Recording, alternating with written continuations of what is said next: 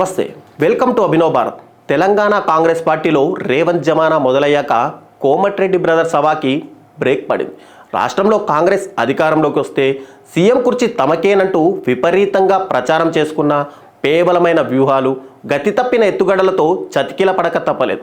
రేవంత్ రెడ్డి పార్టీలో చేరడం మొదలు సీఎం అయ్యేంత వరకు బహిరంగంగా ఆయన్ని వ్యతిరేకిస్తూ వచ్చిన బ్రదర్సు ఆ స్థాయిలో పార్టీలో పట్టు సాధించలేకపోవడంతో ప్రతిష్ట కోల్పోయారు. తెలంగాణ రాష్ట్రం ఏర్పాటైన కొత్తలో మాజీ సీఎం వైఎస్ అనుచరులుగా తెలంగాణ కాంగ్రెస్ పార్టీకి పెద్ద దిక్కుగా ఉంటామని చెప్పినా ఆచరణలో క్యాడర్ను నిలబెట్టుకునే చర్యలు చేపట్టకపోవడం కోమటిరెడ్డి బ్రదర్స్కి మైనస్ పాయింట్గా చెప్పాలి. మరోవైపు రేవంత్ రెడ్డికి పీసీసీ పగ్గాలిచ్చినప్పుడు బహిరంగంగా వ్యతిరేకిస్తూ డబ్బులిచ్చి పీసీసీ పదవి తెచ్చుకున్నాడని మాట్లాడి అటు అధిష్టానం పరువుని బజారుకు లాగడంతో పాటు రాజగోపాల్ రెడ్డి పార్టీని వీడి బీజేపీలో చేరడంతో పార్టీలో విశ్వాసము కోల్పోయారు. తన చేరికతో తెలంగాణ బీజేపీ బలోపేతం అవుతుందని, కాంగ్రెస్ పార్టీని ఖాళీ చేస్తానని డైలాగులు చెప్పిన రాజగోపాల్ రెడ్డి మునుగోడు ఉప ఎన్నికలలో ఓటమి పాలవడంతో అబాస్ పాలయ్యారు. చివరకు రాష్ట్రంలో కాంగ్రెస్ అధికారంలోకి వస్తుందనే ప్రచారం జరగడంతో అన్న కోమటిరెడ్డి వెంకటరెడ్డి, ఖమ్మం నేత పొంగులేటి శ్రీనివాసరెడ్డి ద్వారా మళ్ళీ అస్తంగూటికి చేరిన పార్టీలో గతంలో ఉన్న పట్టు మాత్రం పూర్తిగా కోల్పోయారు. ఒకవైపు స్వీయ తప్పిదాలతో ఒక్కొక్క మెట్టు దిగుతూ వస్తుంటే రేవంత్ రెడ్డి తనదైన వ్యూహాలతో బ్రదర్స్ని కట్టడి చేస్తూ వస్తున్నారు. రాష్ట్రంలో నాయకత్వం దేవుడెరుగు. వాళ్ళ సొంత జిల్లా నల్లగొండలోనే ఏకఛత్రాధిపత్యం కోల్పోయిన పరిస్థితి నెలకొంది. కోమటిరెడ్డి సోదరులకు ధీటుగా నల్లగొండలో తన టీంని బలోపేతం చేసుకుంటున్నారు రేవంత్ రెడ్డి.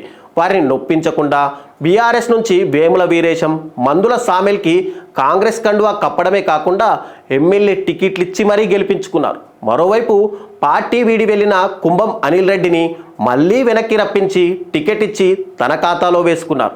ఏకైక బీసీ అభ్యర్థిగా బీర్ల ఐలయ్యకి టికెట్ ఇచ్చి గెలిపించుకోవడమే కాకుండా విప్గా అవకాశం కల్పించి తన వైపు తిప్పుకున్నారు. మరోవైపు కాంగ్రెస్ పార్టీలో అండగా నిలిచిన సీనియర్ నేత జానారెడ్డి తనయులు తన స్నేహితులైన రఘువీర్, జయవీర్లను ఎంపీ ఎమ్మెల్యేలుగా తెర మీదకి తీసుకొచ్చారు.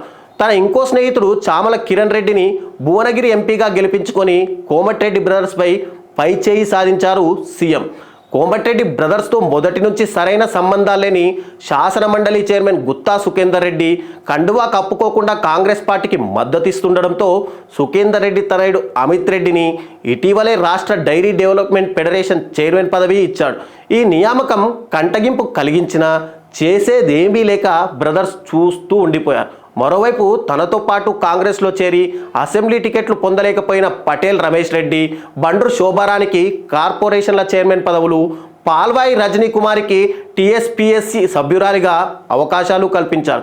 ఇక వెంకటరెడ్డికి మంత్రి పదవి ఇచ్చి రాజగోపాల్ రెడ్డికి రేవంత్ చెక్ పెట్టారని తెలుస్తుంది. మొత్తంగా అటు అధిష్టానం వద్ద ప్రాబల్యం కోల్పోవడం, ఇటు రేవంత్ వ్యూహాల ముందు తేలిపోవడంతో క్యాడర్లో విశ్వాసం కోల్పోయిన కోమటిరెడ్డి బ్రదర్స్ ప్రస్తుతం నల్లగొండకే పరిమితం అవ్వాల్సిన అనివార్య పరిస్థితిని తెచ్చుకున్నారని, ఇదంతా స్వయంకృతాపరాధమే అని రాజకీయ విశ్లేషకులు అంటున్నారు. నాయకులారా, మీ పనితనం మీ అధినాయకులకు తెలియజేయాలనుకుంటున్నారు. ప్రజలారా, మీ సమస్యలను మీ నాయకులకు తెలియజేయాలనుకుంటున్నారు. ప్రజా సమస్యల పరిష్కార వేదిక మీ అభినవ్ భారత్.